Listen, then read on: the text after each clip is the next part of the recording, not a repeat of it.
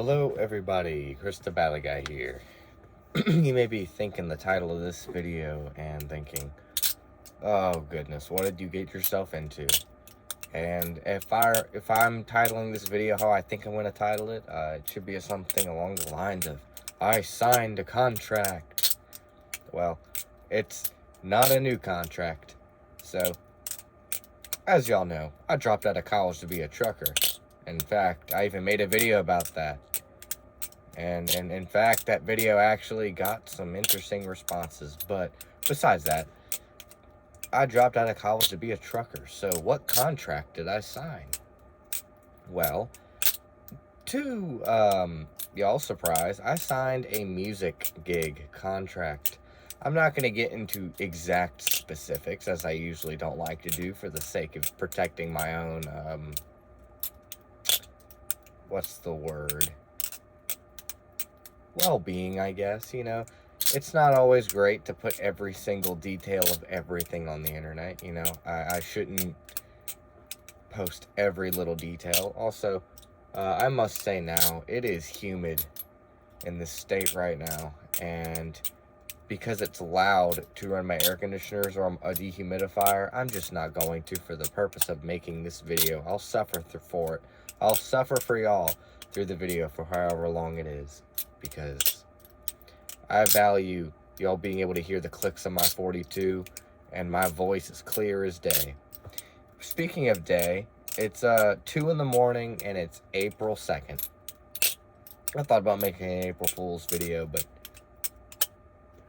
I'm lazy, I'm lazy sometimes. I just didn't. So, what is this contract? So, as specific as I'll go, there's a specific park in Pennsylvania last year that I was invited to play at on contract as a musician. And you may be thinking, wow, that sounds incredible. You must have been very good at what you do and had lots of publicity for that to possibly happen. No, it's a company that contracts musicians, and I submitted an application. I was like, sure, I'll take a summer job. And I got it last year, and that's why I bought the van. The van was so that I could transport... How do you even get in here, mosquitoes? One will get in here, and it'll just live in here rent-free for like 2 weeks until I catch it. I don't know how that happens. But, anyways, yeah. So, I did it last year, and I had some fun. So, why not I go back and have some more fun this year? Now, what is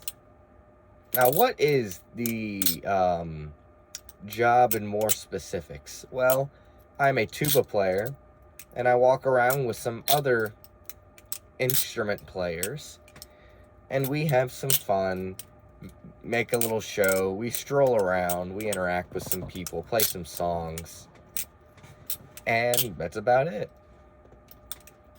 And it's a good job, it pays pretty well, but it is all the way up in Pennsylvania. So, hopefully, my van decides to make it, because this time, I'm not just taking the van. No. I like me some pipe organ practice, and I'm also going to be taking a break from my job as a church organist. Or will I? What my plan is that I am going to bring my van and my trailer all the way up to Pennsylvania. I'm going to bring my tubas. I'm going to bring my generators, because for some reason the power went out like 3 times when I was up there, and it was a bit odd. But I'll be ready this time. And then I'll bring my organ. My organ's actually in my trailer right now. I'm at home, and I brought my organ with me when I went down. I'm currently experimenting with a lot of things to improve fuel economy, not destroy my transmission, and do a whole bunch of other things. So, yeah. So, the situation with that is that I mean, for my vehicle, it's not really like it's a struggle. It really is. I'll be honest. So my van is a 92 Dodge B350 with the 5.9 liter Magnum. And if you know anything about cars, it's a pretty moderate sized engine. That's like a nice pickup truck gas engine right there. I mean, the Toyota Tundra and the Dodge Ram 1500s come with the 5.7, and my engine's bigger than that. So I make a whopping like between 190 and 230 horsepower, which you may think, man, that's a lot of power. Well, keep in mind that I'm in a van that weighs 8,000 something pounds, and then I'm towing a trailer that weighs like 3,000 pounds. My vehicle's rated to tow like 8,200 pounds, but something else to keep in mind. It's 32 years old, so there's probably going to be a problem along the way or two, as there is. When I first got this van and went up there, I had to do multiple things. I mean, for one, the tires, but that was inevitable. I thought the tires were good. So the issue with the tires is that, for one, they just weren't. It's weird whenever a fan turns off on your electrical system and it gets quiet. I know that I say that like it's a common thing. My battery charger fan turned off, so yeah, that's why it got so awkwardly quiet, at least to me. So the tires, they weren't dry rotted, they weren't worn out, they had tread left. It's just that they really weren't that good. And the nail in the coffin was really that I had to slam on the brakes, and I put massive flat spots in them. So I had to get that done before I decided to drive down, like 900 miles from Pennsylvania, or really it's 1,100 or so, going down to Baton Rouge from specific city in Pennsylvania. I'm not going to say which, because I don't know how bad that would be of an idea to do. And 2:06 in the morning is not the best time to be talking about specific things when you haven't thought about it. So, yeah, there's that. So, lost my train of thought. So, yeah, I got the tires. I had to put a new starter in, and I won't even get into the starter. I'll make a whole video about that because that just makes me mad. Anyways, I got a new starter again, and I'm still having similar problems. I think it's flywheel related, but my vehicle will start 9 out of 10 times. So, I mean, it'll always start. It'll just fail to start properly when the first attempt, like the 10th out of 10 times. It's mildly aggravating. The starter just grinds. But besides that, I had to do a starter. Okay, the fan's back on. Thank goodness. I was going to go insane. What else did I have to do? There's a few. Oh, air filter. I had to put new belts on because my belts broke on the 4th of July when I went to Sheetz gas station on the 4th of July and, got the usual 4th of July gas sale gas. And what do you know? I was like looking down at my gauge cluster, and I was like, I wonder why I don't have power steering and power braking. Oh, good heavens. My temperature gauge matches my fuel gauge. They're both at the very top. That is not desired, obviously. So, I spent 4 hours. Was it 4 hours? I think it was 3 hours. In a gravel parking lot with some school buses, trying desperately just to get my van working. And I would have put the belts on, but I already had the new belts. I just, what's the word? I couldn't get the old ones off. Now, this vehicle uses V-belts, 4 of them. 2 of them go to the fan, and each one of them goes between the crank. So there's 4 belts. The 2 outermost ones go to the fan, and then each of them separately go to the hydraulic power steering pump, or the smog pump that should not exist. So I eventually figured it out. I thought I blew my head gasket. Thank goodness I did not, because my engine temperature was probably like nearing 400 degrees. It's a miracle that head gasket survived. It really is. So yeah, having done a bunch of stuff. Oh, and then later on when I got back, you know, had to do the usual, the water pump, the timing gasket seal, you know, another like $1,200 worth of stuff. My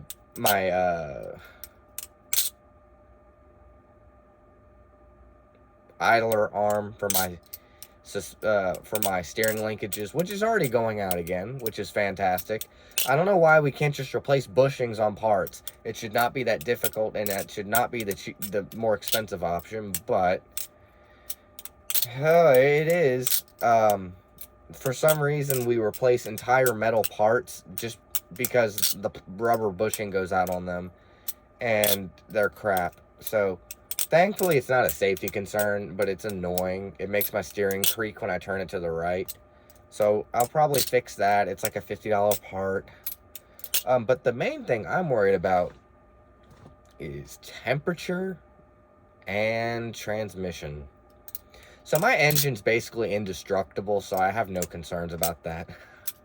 I'm mostly serious, but I'm also not entirely serious. So the engine I have makes basically no compression, but it makes acceptable power to function, and it lasts forever.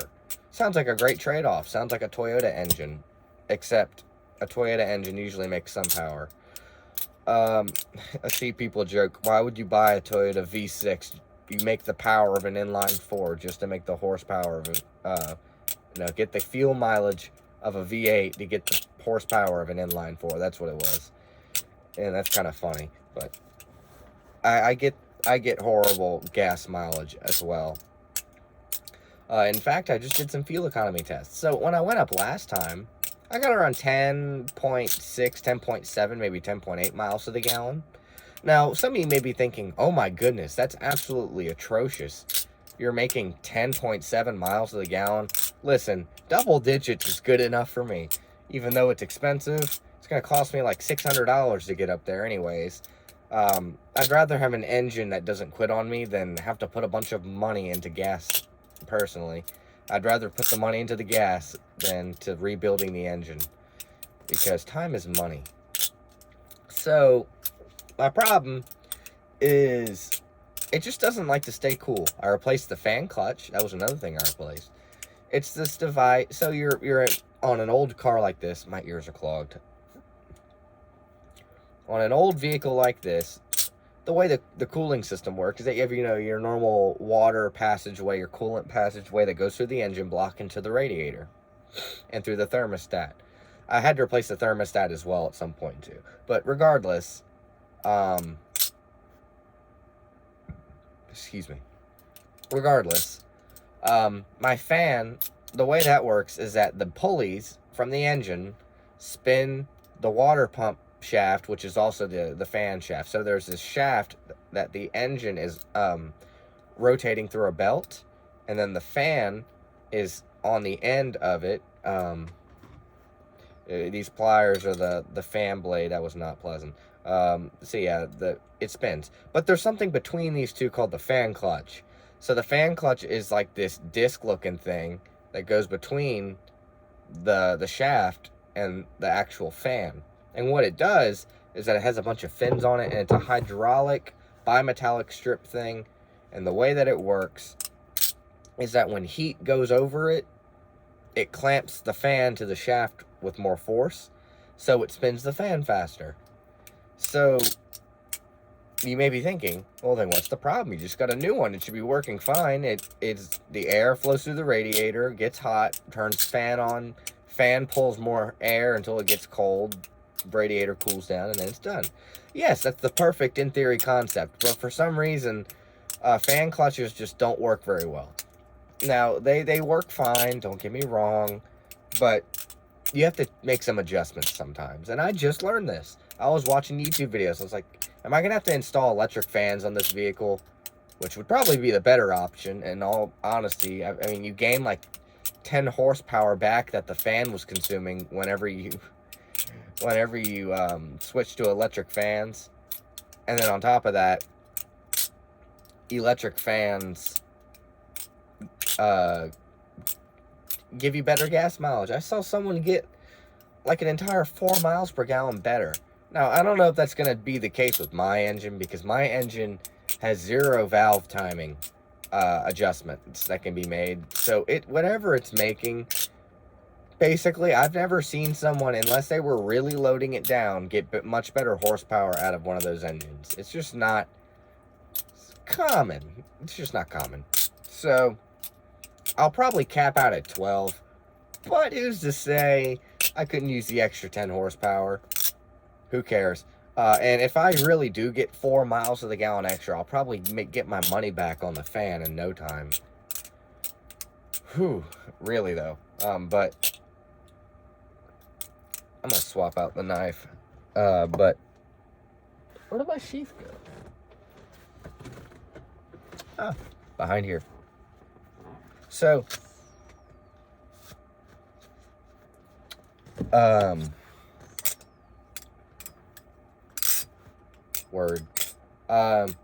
yeah, I probably should just go electric, but I'm poor, so I'm probably not going to do that. I'm probably just going to do the modification of my clutch fan.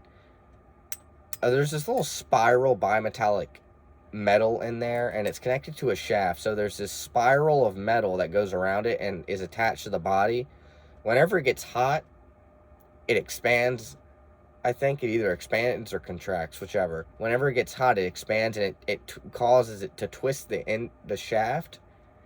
It's kind of like a clock spring, and whenever it gets hot, it twists the shaft in the center, and it's a hydraulic thing. So whenever that happens, it forces some kind of hydraulic fluid to clamp down on the shaft in some way or another. And I don't know how that works. I should probably learn, because it never hurts to know more than not. But in any case, it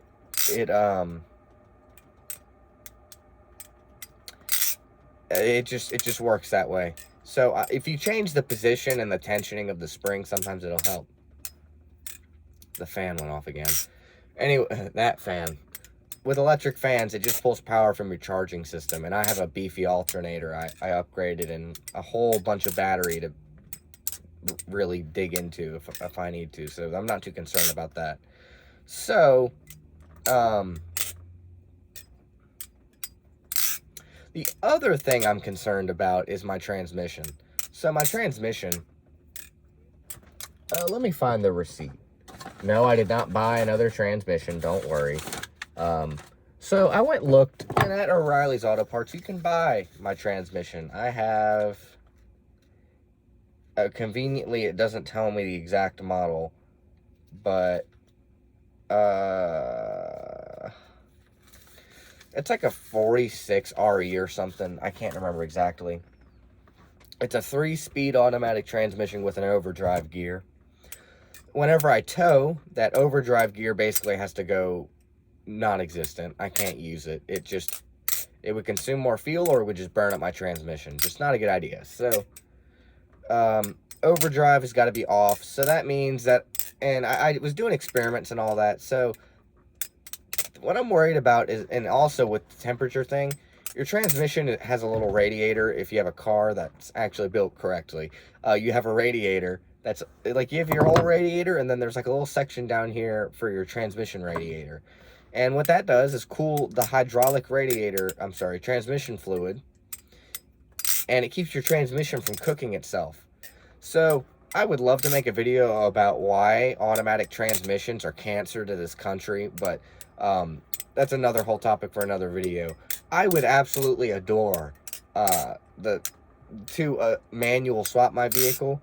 Specifically, I would love to manual swap to a 10-gear manual transmission from a semi-truck, and have a massive stick come out the floor and start floating through gears all the way up into Pennsylvania.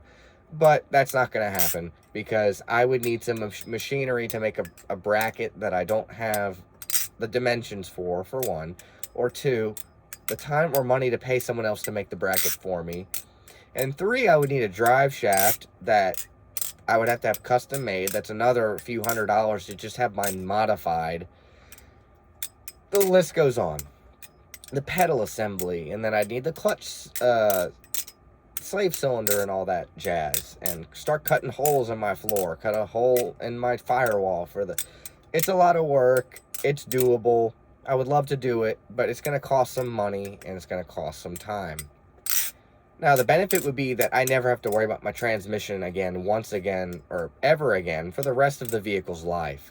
The transmission would probably outlive me, considering it would be in a vehicle that weighs 1/10 of what it was designed for.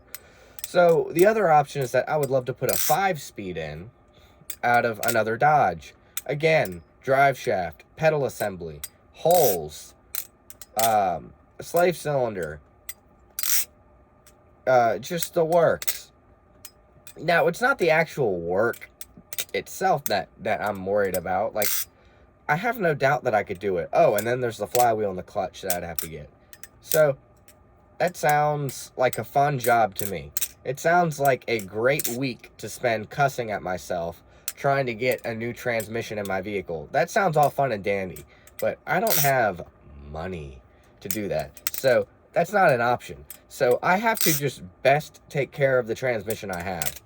And the problem with my specific transmission is that towing, specifically in automatic transmissions, it's a bit different. So in a manual transmission, the reason that they're objectively better for this is that you have a clutch and you have 2 shafts inside your transmission, and there's gears on both of them, and they touch each other at all times.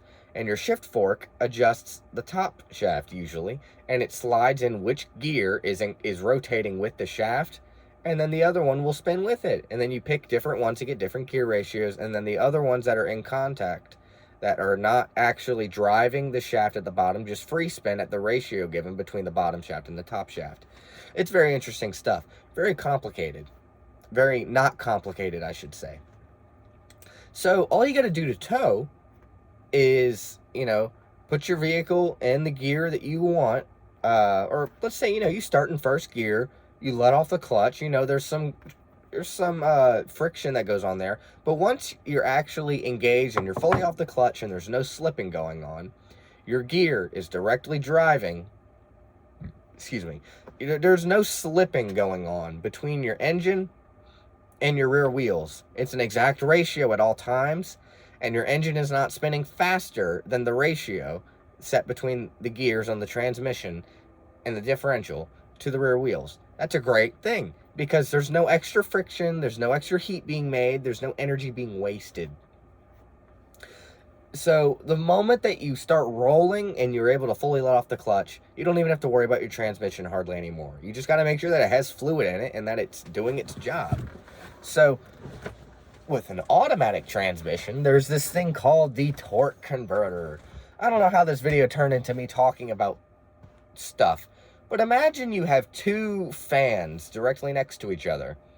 One is on your engine, and one is on the input to your transmission. So whenever you put your car in first gear in automatic, the fan is spinning on the engine side because your engine's still spinning, but the output is not. So what that means is that there is a fan next to another fan trying to force that to spin, submerged in transmission fluid. So the torque converter is a great engineering marvel, don't get me wrong, but constantly having it slip is a bad thing. So whenever you get up to speed, it's supposed to lock together and become one solid unit that just spins.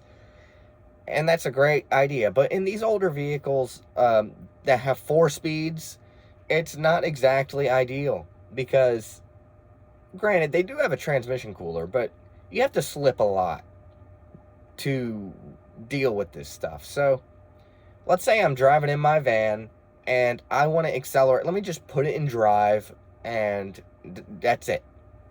Overdrive is not disengaged from going into overdrive. So, what's going to happen is that I'm towing 3,000 pounds.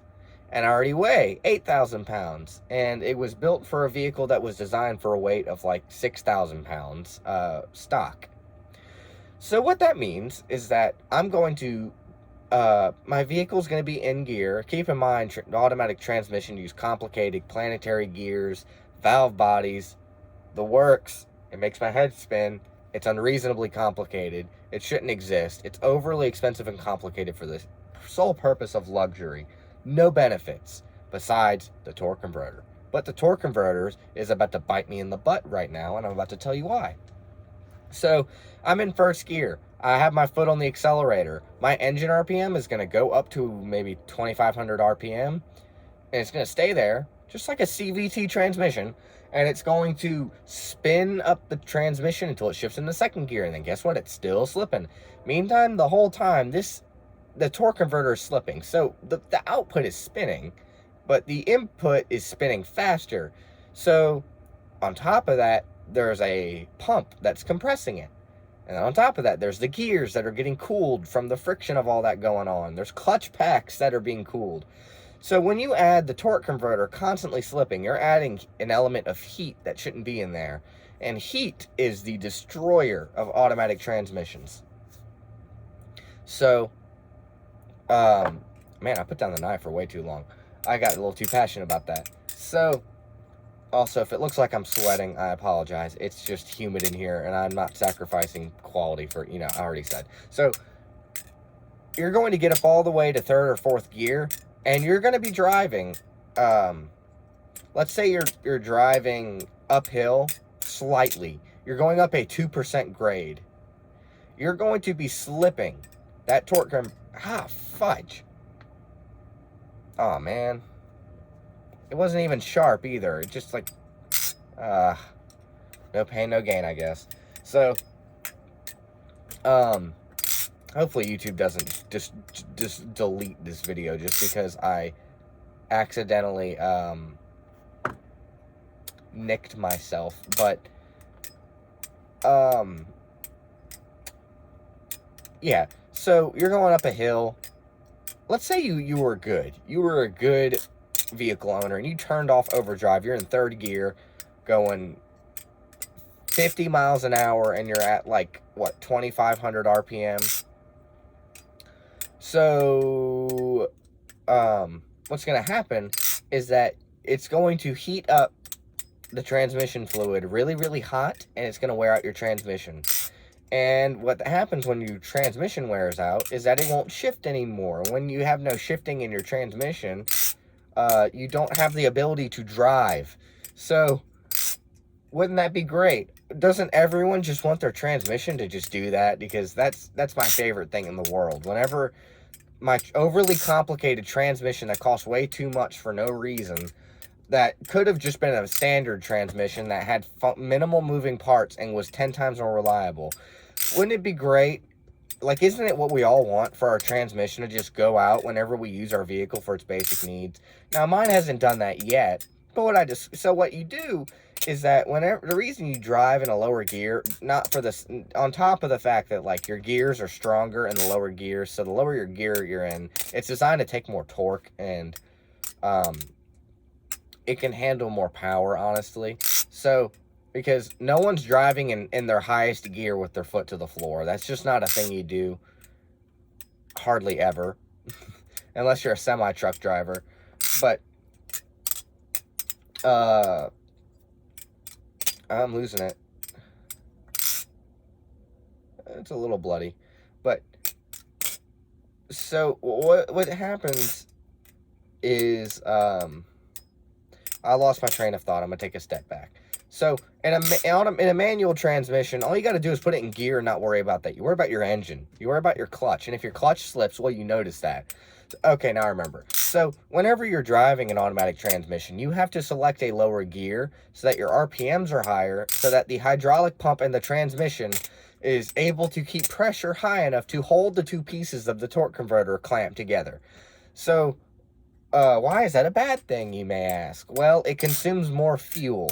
Now, being in a lower RPM is going to consume less fuel than if you're in the highest gear in a lot of cases, because you're going to have a higher torque band. But that doesn't mean that it's overall better. I would rather be able to go in fourth gear because I have the torque to do it, and I've noticed it gets better fuel economy. But it's just, why do people design stuff like this? Why do we have to have automatic transmissions? I really don't understand how I managed to turn this video into me complaining about transmissions. It's just been on my mind lately, I guess. Maybe I'll talk about the EPA in the next video. But yeah, so I'm looking forward to this contract. I'll say that. I am indeed, yes sir, looking forward to this contract. But I am not looking forward to constantly driving at a higher RPM to keep my torque converter locked up for 1,000 miles so that I can ensure that my transmission does not grenade itself all the way up there. And I also do not look forward to spending half of my salary doing this this gig to taxes and then spending the other half on a transmission. But I gotta pay for it eventually anyways. So, hey, and maybe when it goes out, it'll be at the right time. Maybe, just maybe, it will be all okay. I'll make it down just fine. And it will be without a vent. And I'll just be like, you know what? Maybe I doubted you, automatic transmission. Maybe I doubted you, engineers of 1992. Back when y'all made this behemoth actually a decent vehicle, y'all did a better job than I gave y'all credit for. So maybe I should just cut y'all some slack. Or maybe I will be like, man, my transmission went out halfway up this trip and I don't have a rebuild kit with me. And a tow truck is going to cost an astronomical amount of money. Man, I sincerely hate the fact that I did not preemptively rebuild my transmission. And that's something that my dad's like. He's like, why would you preemptively do any maintenance? I'm like, it's like, there's preemptive maintenance you can do, but you shouldn't be worrying about every little thing. It's like, I don't understand why you wouldn't. He's like, oh, don't replace your transmission early. Unless you absolutely have, unless it's going out, don't replace it. Well, something else to consider, in my response to that statement, is that it's kind of impossible to know when exactly it's going to go out. And if you're going to be driving 1,000 miles away from home, you're going to be driving there, I don't know. It might just be a tad bit cheaper and more convenient to replace something preemptively so that it doesn't go out halfway there and then end up costing you time and money and get you fired from a contract because you didn't want to spend the extra money and be careful. Now, if I could, I certainly would right now, but that's not an option for me. So I'm going to have faith in the Lord that it will get me there and get me back. And if it doesn't, I will be in the right place for the right reasons. And hopefully, all that happens is for the right reasons. So, yep, I love to complain. Y'all know that. That's what this YouTube channel's for. Y'all find it very entertaining when I talk about random things and talk about them for way longer than I really should. So, my video's cutting out early and I had 5 minutes left in the video to cap up everything, and now I can't upload a video because it cut out 5 minutes before it was supposed to end. I hate that crap. That happened so many times early on when I had like a phone with like 16 gigabytes and I was recording at the quality of a potato. It's getting kind of hot in here, and I probably need to end the video. It's 2:32 in the morning. I should probably turn my air conditioner on so that I don't sweat myself to death. But I'm going to probably not go to sleep tonight because my sleep schedule is completely messed up. That's completely my fault, though. I let that happen. And I did nothing about it. So, with that being said, I'm excited for this contract. And I'm excited to